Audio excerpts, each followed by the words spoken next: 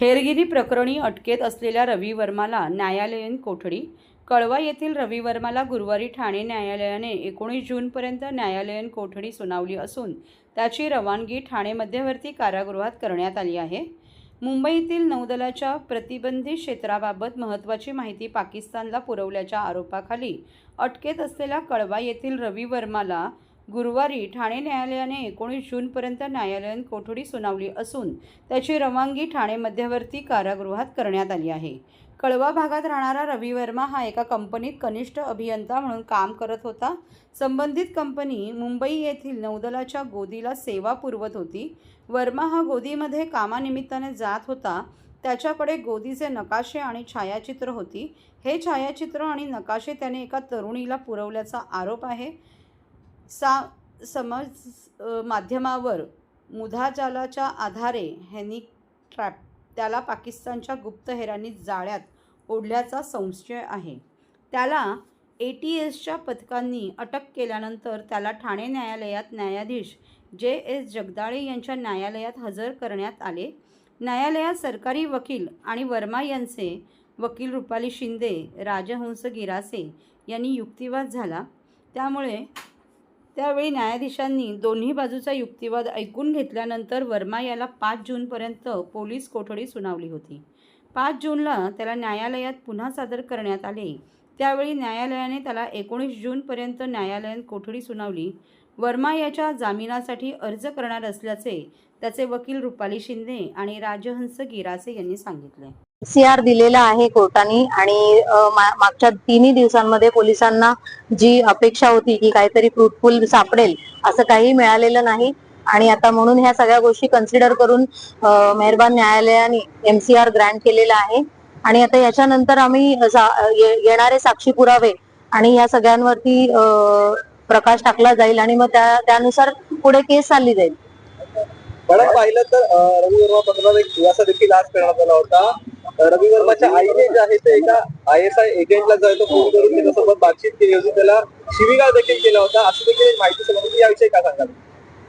खोटं आहे, कारण रवी वर्माची आई ही अशिक्षित बाई आहे आणि त्यांना ह्या कुठल्याही गोष्टीबद्दल काही ज्ञान नाही आहे. त्यामुळे हे तुम्हाला जे कोणी सांगितलंय की आईने ISI एजंटला फोन केला किंवा काय, अत्यंत गरीब परिस्थितीत राहणारे ही व्यक्ती आहेत. आज जे काही जेवलोय तर उद्याची त्यांची परिस्थिती बिकट आहे आणि अशा लोकांना चुकीच्या पद्धतीने यात अडकवलेलं गेलेलं आहे. तर तुम्ही जे म्हणता ते चुकीचं आहे. ओके मॅडम, या प्रकरणामध्ये एकंदर पाहता आजपर्यंत हे लक्षात आलं नाही कुठल्या ठोस पुराव्यावर रवी वर्माला अटक केली आणि त्याला आज 14 दिवसाचा MCR झालेला आहे. रवी वर्माला नोव्हेंबर 2024 पासून पोलीस स्टेशनला बोलवत होते. त्यानंतर 5 मार्च 2025 ला त्याला रिमांड रिपोर्ट मध्ये असं म्हटलेलं आहे की त्यांना 5 मार्चला माहिती मिळाली. त्यानंतर 28 तारखेला त्यांनी अटक केलेली आहे. 5 मार्च पासून 28 मार्च पर्यंत पोलिसांनी कुठलीही कारवाई केली नाही, त्याला अटक केलं नाही आणि त्या मधल्या पिरियडमध्ये रवी वर्मा पूर्णपणे त्यांना सहकार्य करत होता. कंटिन्यू त्याला सकाळी 8 वाजल्यापासून रात्री 10 वाजेपर्यंत बसवून चौकशी केली जात होती आणि त्यांनी त्या प्रत्येक गोष्टीला सहकार्य केलेलं आहे. त्यांनी पळून जाण्याचा किंवा त्या चौकशी सत्रापासून लांब जाण्याचा कुठलाही प्रयत्न देखील केलेला नाही, कारण त्याला पूर्णपणे खात्री होती की त्यांनी फक्त हनी ट्रॅप मध्ये त्याला काही गोष्टींमध्ये तो अडकला होता, त्यामुळे त्यांनी सहकार्य केलं. शेवटचा प्रश्न, यापुढे कशा प्रकारे न्यायालयीन लढा असेल? आता रवी वर्मा जेलला गेलाय, परंतु या प्रकरणामध्ये बेल होण्याची शक्यता आहे आणि आहे तर कशा प्रकारे होईल? रवी वर्माला बेल होण्याची शक्यता आहे, कारण तो TBच्या आजाराने ग्रस्त आहे. तो एक ग्राउंड आम्हाला दिसत आहे, परंतु 14 वर्षाची शिक्षेचे प्रोव्हिजन असल्यामुळे कदाचित बेलसाठी उशीर लागू शकतो.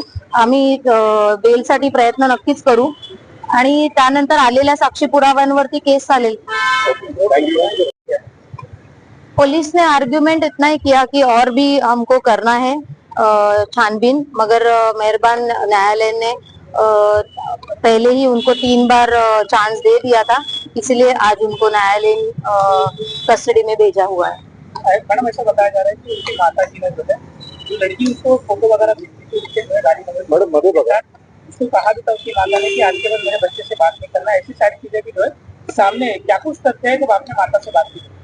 रिमांड रिपोर्ट को अगर देखा जाए तो वहाँ उसमें जिस लड़की का जिक्र हुआ है प्रीति जायसवाल, तो वो प्रीति जायसवाल का नाम गलत तरह के मेंशन किया है।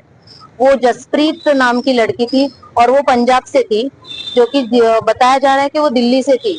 तो वो ये जो जसप्रीत नाम की लड़की है वो इनके फैमिली के साथ भी बात करती थी, क्योंकि उसको हनी ट्रैप में उनको फंसाना ही था, इसीलिए उन्होंने पूरा फैमिली को भी उसमें इन्वॉल्व करके रखा था। केस में क्या कुछ जानकारी रखी है रवि वर्मा को जो गिरफ्तार किया गया, जो पैसे का ट्रांजेक्शन जो बताया जा रहा है कि कभी 1,500 कभी 2,000 गांधी को खाऊ देने के बहाने ये सारी पैसे जब भेजा करते थे और भारतीय सिम कार्ड का भी इस्तेमाल किया, ऐसा उल्लेख किया गया। सिम कार्ड तो उसके पास एक ही था और वो भी पुलिस ने सब उसका मोबाइल सब कुछ उन्होंने किया हुआ है, अपने पास रखा हुआ है। और बाकी जो डायरी मिली है उसमें भी कुछ नहीं मिला है। पूरी तरीके से उनके छानबीन में रवि वर्मा के खिलाफ आज तक कुछ भी ठोस सबूत नहीं पाए गए हैं।